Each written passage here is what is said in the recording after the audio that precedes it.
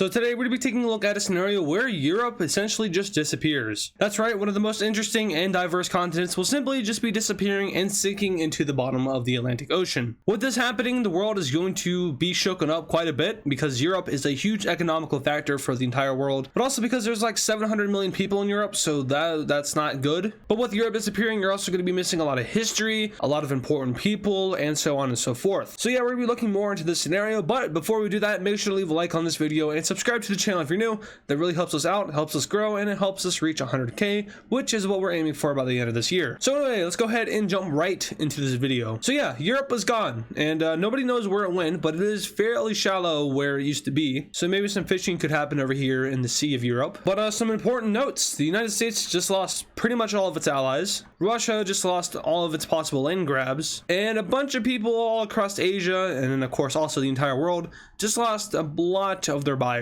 So yeah, once again, for like the third time, economies are tanking. But this is going to lead to some problems for the West, which is now basically just the United States. And that problem being that Russia and the East are a lot more prominent than the West now, because once again, the West is literally just the US. So Russia, China, maybe Central Asia, the Middle East, those guys are happy about this. US not happy about this. And with this, the US is immediately going to go ahead and start up a new NATO. So just like that, the US, Canada, and Greenland have formed the World Defense Organization, which may or may not be a throwback to a series. But this organization is basically just a resistance against the ever growing power of Russia in the East. And there's actually going to be a lot of countries that want to join this. Those countries include Colombia, Costa Rica, and Panama, Japan, South Korea, Philippines, New Zealand, and Australia, and finally Turkey. So these are the base members right now. Of course, the US, Canada, and Greenland formed the alliance, but these guys joined pretty much right after. The membership process for this alliance is fairly similar to NATO, but it's a lot less strict on who can and cannot join. So a lot of countries who may not meet the qualifications for NATO in real life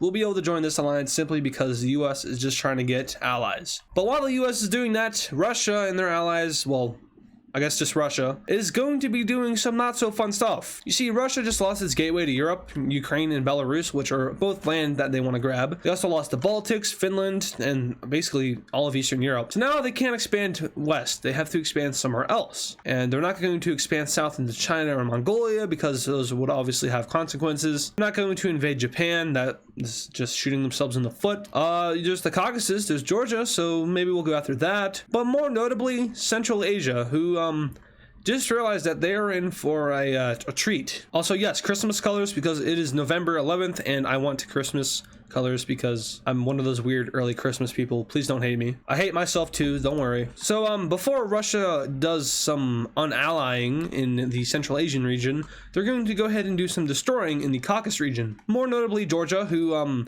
isn't a part of the World Defense Organization just yet.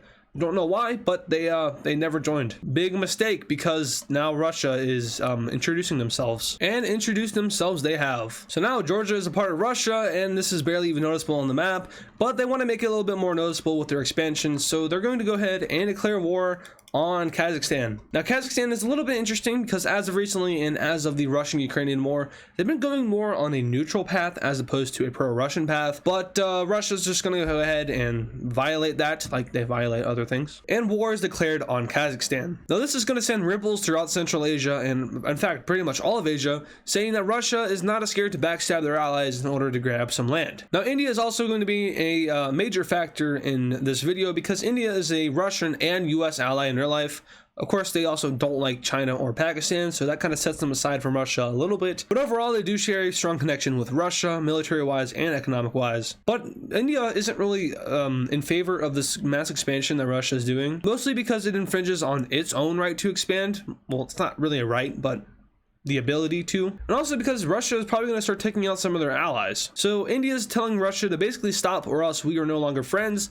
And of course Russia went ahead and invaded Kazakhstan. So India basically says, hey, if you do anything else, we're done. We're going to go to the US and you are no longer our friend. Now of course Russia doesn't care because China is going to be stronger than India and they're going to actually go ahead and take up an alliance with China. So yeah, Russia kind of just blocked India before India blocked Russia. Nonetheless, Kazakhstan, poor old Kazakhstan, they never get any good in the video, but yeah, they're gonna get absolutely demolished by the Russian army here. Russia is a lot more centralized on its military now since, you know, they're not going to invade China, they have an alliance with them. So a lot of their military, or pretty much all of their military, is actually going to be on this border. So with a few more weeks of parading through Kazakhstan, we have the surrender of the country, and finally, complete annexation. So the US is now stressing to basically Asia and the whole world that they should join us before it's too late. Now, some countries agree with this, such as Israel, who would have been surprised by that, while some countries such as Kyrgyzstan, Afghanistan, Iran, and then Pakistan kind of like snap back at the US saying, hey, your buddy isn't here anymore, you don't control the world anymore, and we are better than you. Russia's not going to invade us because Russia is our ally. That's the mentality going on over here with these guys, and the US basically just laughs at them because, you know, Russia just kind of killed Kazakhstan. But India now is going to go ahead and put their foot down and say no more, do it again, we're done, even though Russia already said screw you. So India's just trying to hold on for as long as they can. The people of India are pretty split on the matter, as they are in real life with, you know, the Russia and the US thing. So as soon as Russia declares war on Uzbekistan, I blanked out there for a second, the people of India start to shift slightly in favor of the US. So I don't know why China got colored there. And India goes ahead and opens up allied diplomatics with the US, basically just like beyond friends. We're more than just friends now, we're allies. So that's going on with India. China goes ahead and sends some threats down south. Pakistan sends some threats over down south.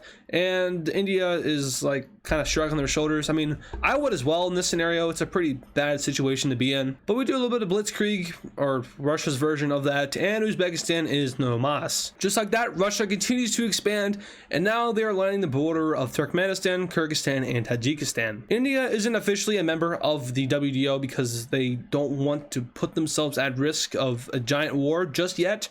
They're going to want to go ahead and build up for that, just as the green team has been doing. But as soon as they're geared up, they might as well join the organization. But now Russia's going to do something that really sets them aside from the rest of the world and finally proves the point that Russia is willing to go all out and invade its own allies. We have Russia declaring war on Turkmenistan. No big deal, not a very relevant country in terms of geopolitics. But what happens next is going to be a little bit more surprising. Kyrgyzstan and Tajikistan get declarations of war from Russia, but also China. And as we mostly know, that China and Kyrgyzstan are good allies. Following this is a declaration of war being sent over to Armenia, and finally one being sent over to Mongolia. So what does this mean for everyone else in the world? Well, like I said, it basically proves the point that Russia and China are willing to invade anyone to get what they want, and in this case it's land. So after a few weeks of invasions, we have a mass amount of countries joining in on the WTO. Some of these countries may surprise you, but nonetheless they are going to be joining this alliance. Mexico's stance on this is fairly neutral. However, they do see Russia's expansion as well as China's expansion as a threat to not only just Asia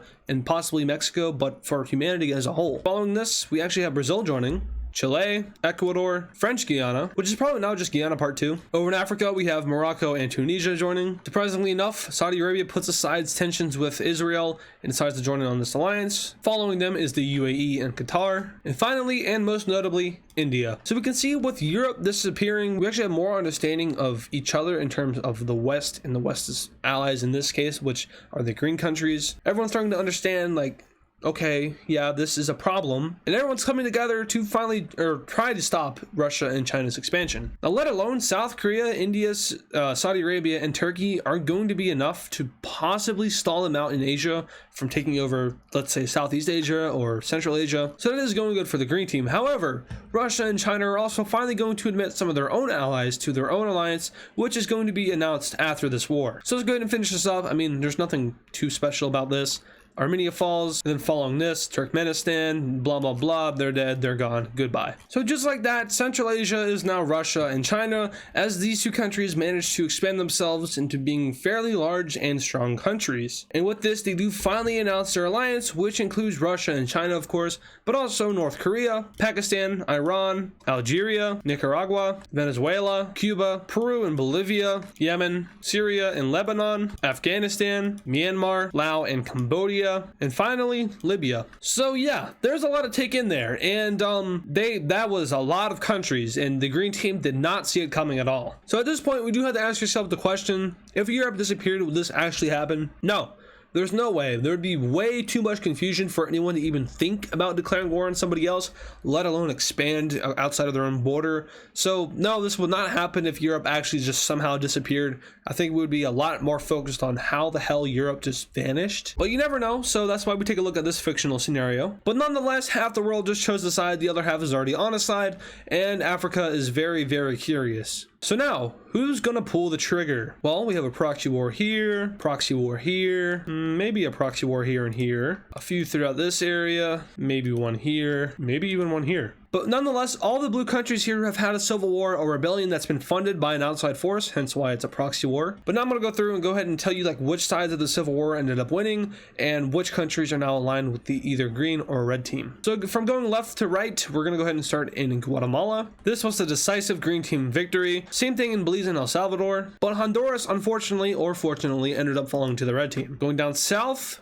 Paraguay. It was a very close battle, but they ended up being won over by the green team. Now hopping the pond over to Egypt. Now this is a very interesting one because there's actually no clear winner. So much so that we're left with new borders where a majority of Egypt is annexed by the red team. However, the more populated and important areas are won over by the green team. Iraq was also fairly decisive for one of the teams. In this case, it's going to be the red team. Going over to Bangladesh, this should probably be a given based on its location, but green team. Also, I don't know why there's blue outline. That's very annoying, but I can't do anything to fix it, so that kind of sucks. Down over in Southeast Asia, though, we are going to have some surprising upsets for the red team. Thailand ends up going to the green team as well as Vietnam, and that will do it for the proxy wars. So a majority of them will be won by the green team. However, a good chunk of them will be won by the red team. But now someone's going to pull the trigger, and someone pulled the trigger. So this might look very scary, because it is very scary. And this war will most likely end in a stalemate. So starting off in the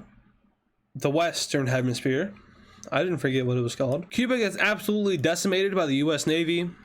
Same thing for Nicaragua and Honduras. Don't know why I said those with an accent. Coming down to Bolivia and Peru, we do have the blue team having a little bit of success pushing in from Chile, as well as the border of Colombia and Ecuador. But we do have some remaining red team assets in Paraguay, which actually helped them gain over about a quarter, if not half of the country. Up north though, Venezuela, not a good position to be in. You're surrounded by two of the most powerful countries in South America, being Colombia and Brazil, and that is not going to look good on a resume. On top of a US barrage from the Navy, this is not looking good for the red team in the Western Hemisphere. However, on the other side of things, the red team is having a lot of victories over here in Asia, and that's probably a given. So starting off in Turkey, the red team was ready for these guys, and they immediately push in from Russia, Iran, Iraq, and Syria. They end up losing a lot of land in the first couple of weeks, but the Turkish military eventually fully mobilizes and starts to put up a defense for its country. Down south, we see a similar thing happening with Saudi Arabia, with Iranian and Iraqi troops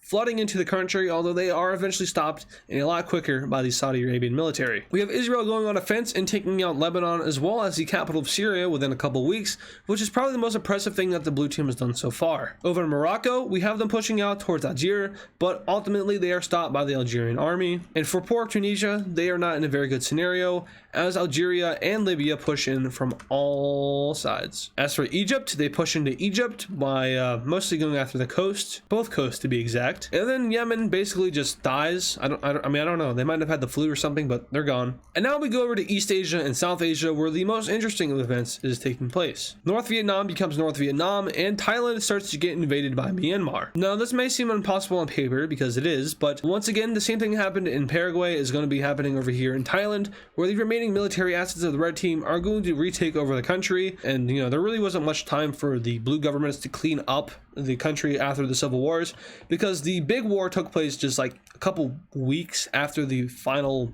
proxy war ended. So those assets are going to be reactivated, and the blue team is going to struggle to hold them back. On the Korean Peninsula, North Korea and China managed to push into South Korea. Meanwhile, Japan starts to focus on their claims, which is weird enough. You think they might support their ally, but nope, they're going after Sakhalin. And now we have India and Bangladesh, who are they're in an interesting scenario to say the least. Now, they're not going to be able to push into China because of the Himalayas. You're not ever going to be able to invade through there. But they will be able to push in through Myanmar in the south as well as Pakistan. So they do exactly that and push over to attempt to capture Islamabad. I don't know why this map is dying all of a sudden, but that's like not good. So I'll try to wrap this up pretty quickly. India and Bangladesh push into Myanmar, taking over a hefty chunk of the country. And then back over the Americas, Venezuela surrenders. And following this, Peru and Bolivia realize that they made a mistake and joined the red team. So just like that, we have the surrender of the entire red team in the Americas, which means the Americas are coming to Asia. Well, probably Africa first, but then Asia. Also, I'm very bad at YouTube. So basically what I wanted to do yesterday is record this video on Thursday. So I'm recording this on Friday. You're seeing it on Saturday, hopefully. If not, you're seeing it on Sunday. But I wanted to record this video yesterday, but work exhausted me a little bit more than I thought it would. So I wasn't in the mood for recording, and I ended up just playing a video game instead. I'm very not good at what I do. Very procrastinistic. Is that a word? It is now, if it isn't. But yeah, basically, I'm on a time crunch. It's 8 o'clock. I gotta get this up by 10 in the morning because time changed. And yeah, so I just kind of want to get that out of the way because it is Friday, and Friday is, well, you don't want to spend your Friday evening or night doing something that isn't fun, like editing. So I'm gonna go ahead and jump through this a little bit quicker than I usually would. Sorry about that, but like I said, I just gave you my reasoning. So let's go ahead and take a look. Tunisia does end up falling, but that's unfortunate enough for Algeria because now they have a lot of military asset over here and not too much over here as the United States of America starts to show up. And can't say that. Algeria is getting absolutely decimated and Tunisia is reliberated. Libya, you're not the strongest of countries, and then just Egypt is just, yeah, it's gone all over there. But unfortunately for the red team, they are going to be making a lot of gains over here in Asia. Such gains include all of Vietnam and Thailand. They managed to hold back India and Pakistan and even make an attempt to push into this place, Kashmir. Yeah, it's very fortified, very mountainified, and very armified, but we don't care. This is a fictional scenario. India loses ground over here in the west, and Delhi is under threat. Not too much threat though, because they're not losing too much land. Support South Korea. I don't think I've ever wiped you out before. Well, I definitely have, but not as of recently.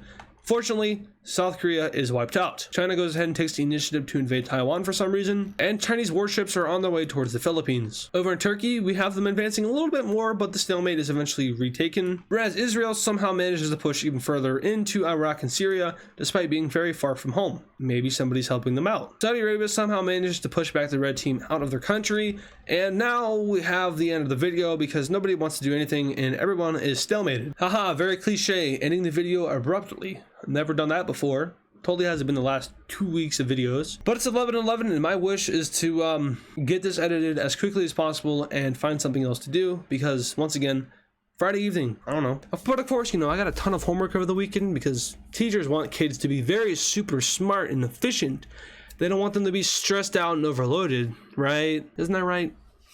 Guys, right? History teacher, right? I hate our education system so much. It sucks so bad and there's so many flaws, but nobody does anything about it.